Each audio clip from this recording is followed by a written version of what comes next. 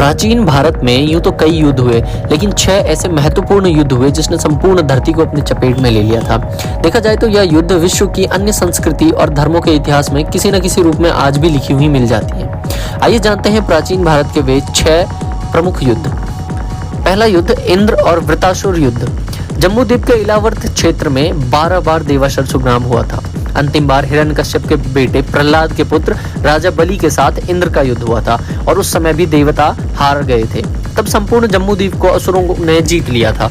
इस जम्बू द्वीप के बीच के स्थान में इलावर्त राज्य था। देवासुर संग्रामों का परिणाम यह रहा कि असुरों और सुरों ने धरती पर अलग अलग संस्कृतियों और धर्मों को जन्म दिया और धरती को आपस में बांट लिया। इन संघर्षों में देवता हमेशा कमजोर ही सिद्ध हुआ करते और असुर उनसे ताकतवर। दूसरा युद्ध है वंश और परशुराम के बीच हुआ था। भगवान राम के जन्म से सैकड़ों वर्ष पूर्व है वंश के लोगों का परशुराम से युद्ध हुआ था। यह भारत के ज्ञात इतिहास का तीसरा सबसे बड़ा युद्ध था।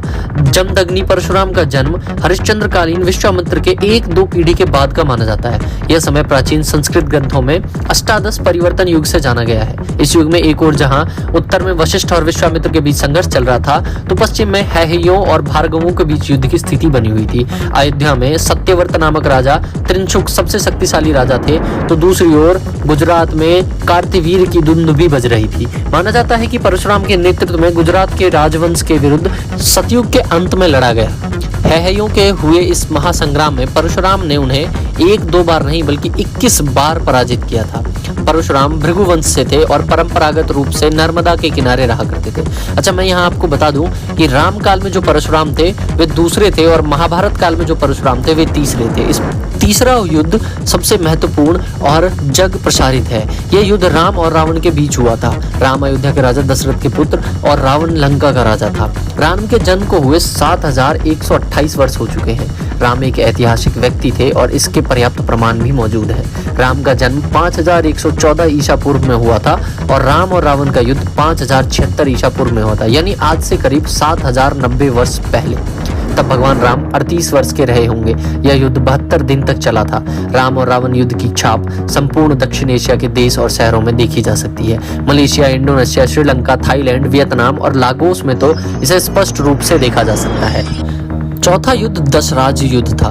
दशराज का युद्ध भारत के आर्यावर्त क्षेत्र में आर्यों के बीच हुआ था। दशराज युद्ध त्रेता युग के अंत में लड़ा गया। माना जाता है कि राम रावण युद्ध के 150 साल बाद यह युद्ध हुआ था। हालांकि इस समय को लेकर आज भी सभी में मतभेद रहते हैं। इस युद्ध का वर्णन दुनिया के हर देश और वहां की संस्कृति में आज भी विद्यमान है। इसे बैटल ऑफ 10 किंग कहा जाता है। ऋग्वेद के 7वें मंडल में इस युद्ध का वर्णन देखा जा सकता है।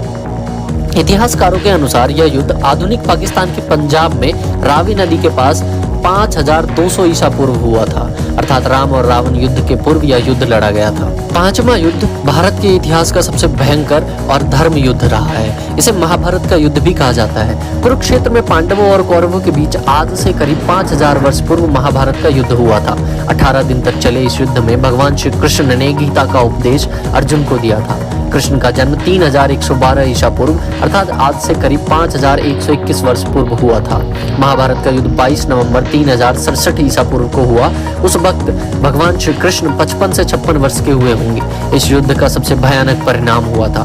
धर्म और संस्कृति का लगभग संपूर्ण नाश हो गया था। लाखों लोग मारे गए और उसी तरह लाखों महिलाएं विधवा हो गई थी तथा उतने ही अनाथ भी हुए थे। छठा युद्ध सिकंदर और पोरस के बीच लड़ा गया था। पोरस के राज्य के आसपास 2 छोटे-छोटे राज तक्षशिला और अम्बिसार थे। तक्षशिला जहां का राजा अम्बी था और अम्बिसार का राज्य कश्मीर के चारों ओर फैला हुआ था। अम्बी का पुरु से पुराना वैर था, इसीलिए उसने सिकंदर से हाथ मिलाया। अम्बिसार के तटस्थ रहकर सिकंदर की राह आसान की और दूसरी ओर धनानंद का राज्य था, वह भी तटस्थ ही था। पोरस से हुए पहले युद्ध में सिकंदर को हार का मुंह देखना पड़ा और दूसरे युद्ध में पोरस का पुत्र वीरगति को प्राप्त हुआ। फिर पोरस से जब तीसरा युद्ध हुआ उसमें भी सिकंदर को हार का सामना ही करना पड़ा था। अंततः उसने युद्ध बंद करने की पुरु से प्रार्थना की और इसके पश्चात संधि पर हस्ताक्षर किए गए। अंततः इतिहास में दर्ज सिर्फ उसी युद्ध की ही चर्चा की जाती है जिसमें पोरस हार गए थे, परंतु स्पष्ट रूप से पता चल रहा है कि सिकंदर भारत के एक भी राज्य को कभी जीत नहीं पाया था। फिर उससे महान कैसे कहा जा सकता है, जबकि चंद्रगुप्त मौर्य ने उसके सेनापति सेल्यूकस को हराकर बंदी बना लिया था। दोस्तों, आप सभी इनमें से कितने युद्धों के बारे में जानते हैं और पढ़ चुके हैं, हमें कमेंट करके जरूर बताएं और चैनल को सब्सक्राइब जरूर कर लें। मिलते हैं अगली गाथा में।